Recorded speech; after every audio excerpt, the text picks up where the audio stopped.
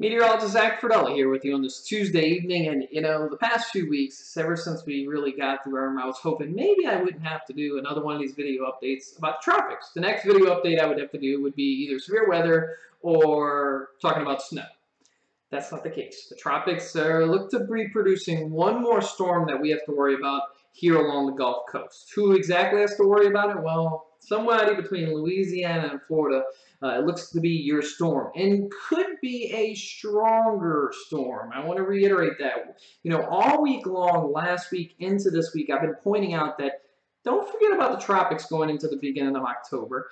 And now today, the models have jumped on board with the aspect of, hey, this thing is probably going to strengthen once it gets in the Caribbean, once it gets farther northwest into the Caribbean, once it gets in the Gulf, conditions are favorable, it could strengthen into possibly a hurricane. Last week, it was keeping it all weak as it scooted north, and we were just thinking maybe some rain. Well, all the models jumped on board today, and now that's why you see my face yet again. Here's the latest information. Invest 90L, that is what this thing is being called right now, down here.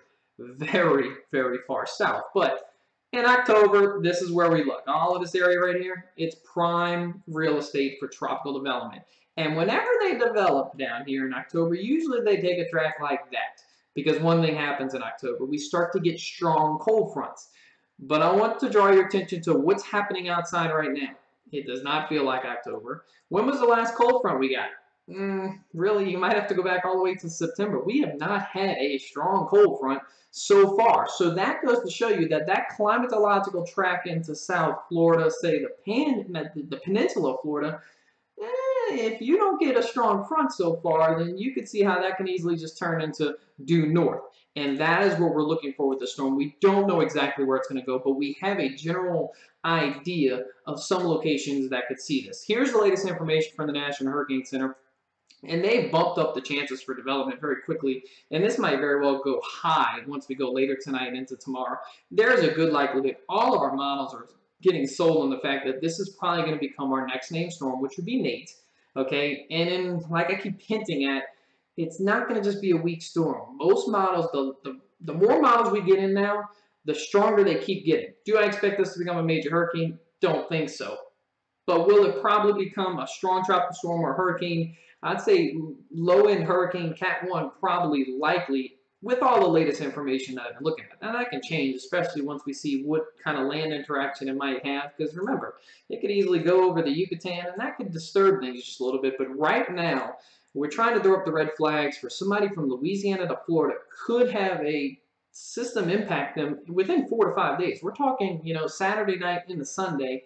That's where we're looking at this. Now, right now, the model plots are just being run on Invest 90L, and the big map that shows all of those little spaghetti models, it hasn't been updated yet. This is the GFS ensemble, so this is just one track model. That's why they're sort of in good agreement. But you see, the area we're watching is basically from about Apalachicola, Florida, to say South Central Louisiana. I know I got a lot of followers in Southwest Louisiana. Don't think you have to worry about this, but this, say, South Central, Southeast Louisiana, over to the Florida Panhandle, somebody is probably going to be impacted by this, and we're going to kind of go over what the various models show. We're going to move this over and continue to show you how, as we go into the day on your Wednesday, okay, we're going into tomorrow. Here's a storm. It's way down there. You see the little...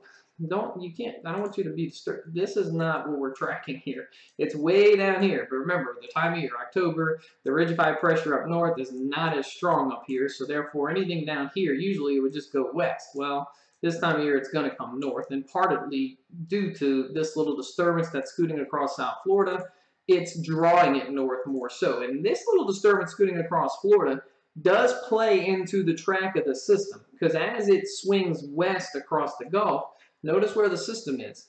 And the GFS, this is the GFS model. I'm going to show you the European in 1 second. The GFS strengthens this pretty good. The 989, possibly on the borderline, hurricane at this point, approaching, the Yucatan Peninsula. This is going into Friday morning into Friday afternoon. I'm going to put this in motion a little more and send you into, Saturday early morning hours. And this thing's picking up speed. It is. That's one good thing about the storm. It's going to come fast, and it's going to be zipping through. This is not going to be a Harvey situation where it's going to sit around and stall. This thing is going to be moving. This is going into Saturday morning. Notice where it's already in the southern Gulf, weakened a little bit as it crossed the Yucatan Peninsula, but it basically went inland somewhere around here. I want you to remember that point. It actually hit the Yucatan Peninsula, okay? So I want you to remember that point. And then as I put this into motion a little bit more, you'll notice how it continues off into the South Central Gulf, and then as we go into Sunday morning, early morning hours, probably pre-dawn hours, it has an impact over southeast Louisiana. Basically takes a hurricane, a Category 1 hurricane, into the Grand Isle vicinity. That's one model, okay? And I'm going to try to keep that X on there to show you, the X isn't going to work, unfortunately. But we're going to jump over to the European, because what does the European show? Now, everybody, after Irma, European basically nailed, the track of Irma, same story. But right here, once we get into Friday, look what it does. Remember that the GFS was over here, okay? The European's over here. You know what what's happening? What's happening here is the models are trying to pick up on where that center is, okay? They don't have a center right now because the storm isn't developed. So they're trying to pick it up, and that is one of the hardest things for those models to do. Without some kind of, defined center of circulation, which a tropical storm or a hurricane would have, it's guessing at that. And that's how you can get some various solutions with these models. So notice the difference between a GFS and European within 48 hours. Within 2 days, you already have a huge, drastic difference between the two. I'm going to keep put this in motion because one thing that's the European, yeah, it does get a little bit closer to the GFS solution in the Central Gulf, but then once it gets north, look what it does. It's more east, okay, and then it turns more easterly, and it has basically a landfall somewhere around just to the east of, say, Destin, right around Panama City. It has, well, yet again, another hurricane. So both the GFS and European both show hurricane hits. The European's actually a little bit stronger, but the difference between the GFS and European as far as landfalls goes, that's what we're looking at. Between southeast Louisiana and the Panhandle of Florida, somebody could have an impact from a strong tropical storm or, a Category 1, maybe even possibly Category 2 hurricane this weekend. Not a lot of time to get ready for this, and that's why we're hoping that these models converge on a solution soon. But that may not happen just overnight, because what's going to happen, they need that center to develop. And this storm's probably not going to develop sometime until Thursday night into Friday. Another thing to factor in here is all year long, the models have underestimated the ridging. Yes, I trust the European a little bit more than the GFS. I've always said that, the European is the best. I mean, the GFS does kind of win sometimes, but the European is the best.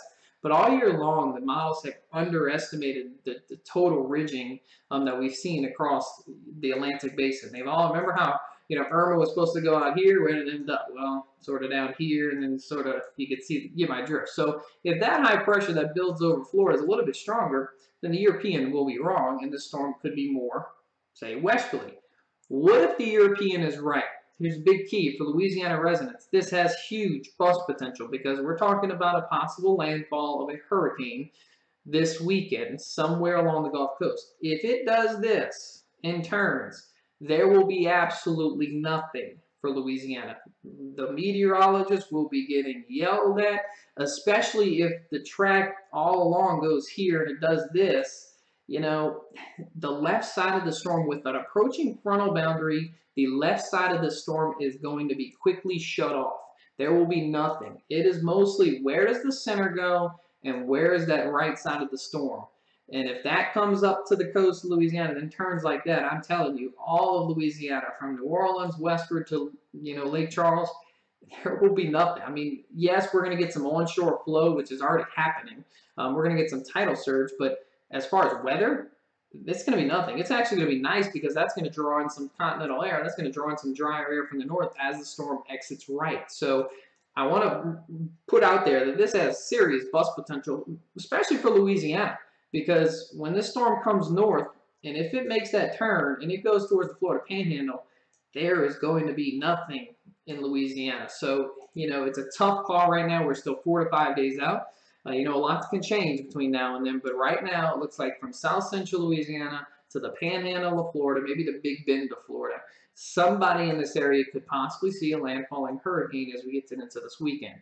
But if you're on the left side of the storm, you are not going to see anything. And that's what I want to put out there right now. because I can just see it now. Everybody's going to come after the meteorologist, especially if the storm is projected to move towards Louisiana, and then the models kind of shift east at the last second and they go more towards Alabama and Florida. They're really, if you're on the left side of the storm, you're going to get offshore flow, so the water's going to get blown out, and the weather's really not going to be that bad. It's actually going to be nicer because you're going to get drier. So remember that point. You know, don't sit here and sell out and say, oh, a storm's coming to us. That is not what we're forecasting right now. We know a storm is coming to somebody along the Gulf Coast from Louisiana to Florida. How strong that storm is, still up for some debate, but the more models we look at, the stronger it keeps getting. Don't think it'll be a major, but could be something along the lines of a low-end Category 1, maybe even Category 2 storm, or a strong tropical storm. But remember, the impacts, you know, it's all about the impacts. Forget the name, forget the size. It's about the impacts, and you know we can't talk about those impacts until we get a little bit closer. But if you're on the left side of the storm, there will certainly be a huge bust as far as, you know, if it's projected to come a direction, and if it turns, if it just goes just to your east a little bit, with that front coming in, that's going to clear out that left side of the storm. So I'm really thinking that, you know, especially once you get west to Lafayette westward, not really concerned about you, and even Louisiana could dodge this if it does go to our east. This could kind of shut off anything for Louisiana, and most of the worst of the weather will be up to east. But that's something we're going to have to talk about the next few days. As we get more model data, as we try to figure out, as the models come into better agreement, then we can sort of determine how the impacts are going to play out and how everything will be. But Invest 90L still churning in the Caribbean. It's going to continue to move closer and closer to the Gulf. Just monitor it the next few days. But again, have that thought in your head that, hey, you know, maybe we should start a little bit of preparation. Maybe pick up around the house, you know, have your batteries just ready in case, because this is this weekend. The potential impact from a storm along the Gulf Coast is this weekend. I'm meteorologist Zach Friedel on this Tuesday evening. I'll have more updates as we kind of get more information throughout the next few days. Have a great night.